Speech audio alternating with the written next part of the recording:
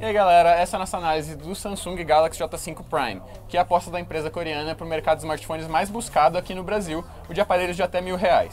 Se você clicou nesse vídeo, você provavelmente está querendo saber duas coisas.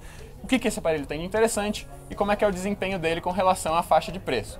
Bom, a resposta resumida é que ele tem um sensor de digitais que funciona muito bem, mas que o desempenho dele só serve para fazer o básico, não vai muito além disso. Então se você quer um aparelho para jogos mais pesados ou aplicativos mais complexos, esse não é o Android que você está procurando.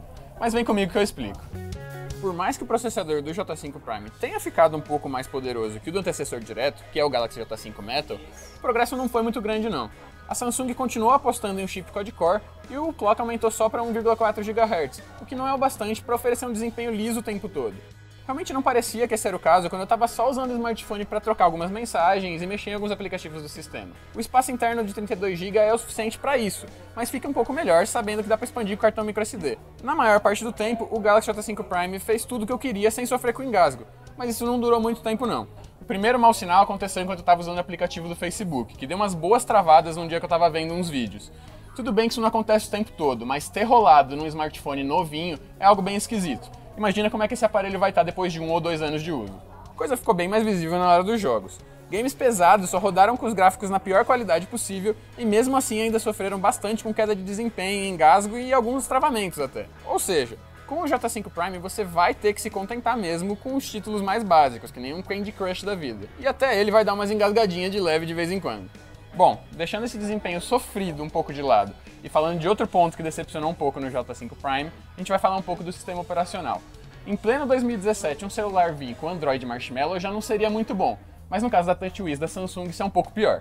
É estranho que a Samsung tenha trazido a interface antiga para o aparelho, mesmo depois de ter levado uma versão bem melhor do Marshmallow para os Galaxy A5 e A7 desse ano. É um retrocesso que é difícil de entender, mas talvez até explique alguns dos problemas de desempenho que eu falei aqui. O jeito é torcer para chegar logo uma atualização para o Nougat e rezar para que isso deixe o sistema operacional um pouco mais ágil e mais agradável de usar.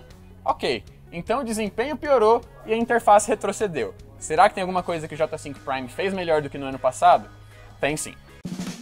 Por mais que o J5 do ano passado se chamasse metal, só as laterais dele eram feitas desse material e a traseira era feita de plástico.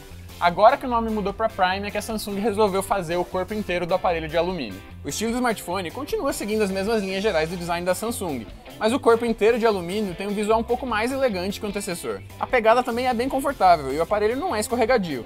E não dá para negar que o celular parece bem mais resistente.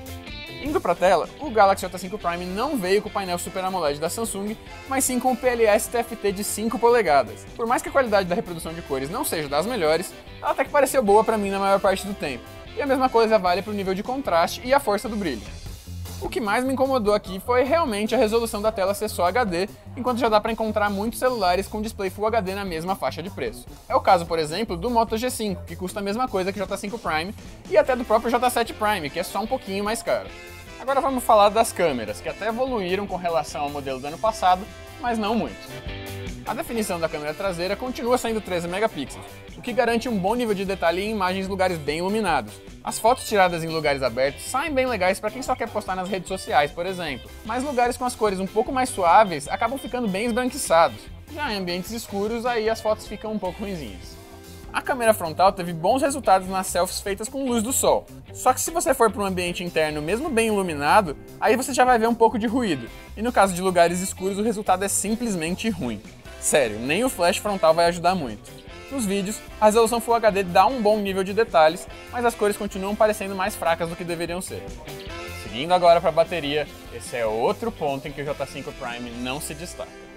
Nos nossos testes de estresse, o celular aguentou umas 7 horas e 41 minutos de reprodução contínua de vídeo. Esse não é o pior resultado que a gente já viu, mas também está longe de ser um dos melhores. Em todo caso, também não é como se fosse um aparelho indicado para o uso intenso, né?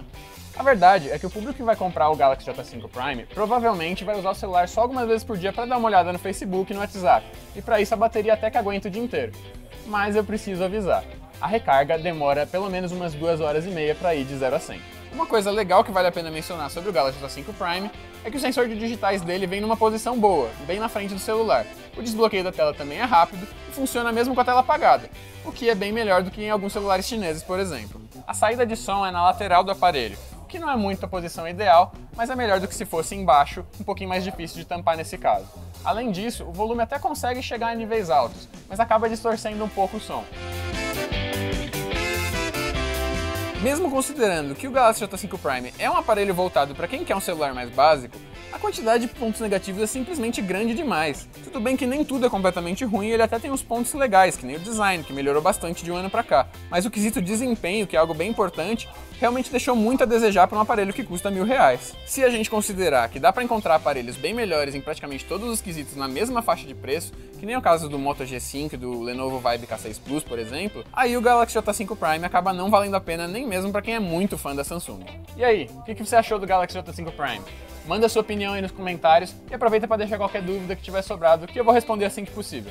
Se mesmo depois de tudo isso você ainda tiver a fim de comprar o aparelho, é só olhar a descrição que a gente vai botar alguns links com preços bacanas. Aproveita para deixar sua curtida no vídeo e se inscrever no canal se você quiser sempre ficar por dentro das novidades da tecnologia. Eu vejo vocês na próxima!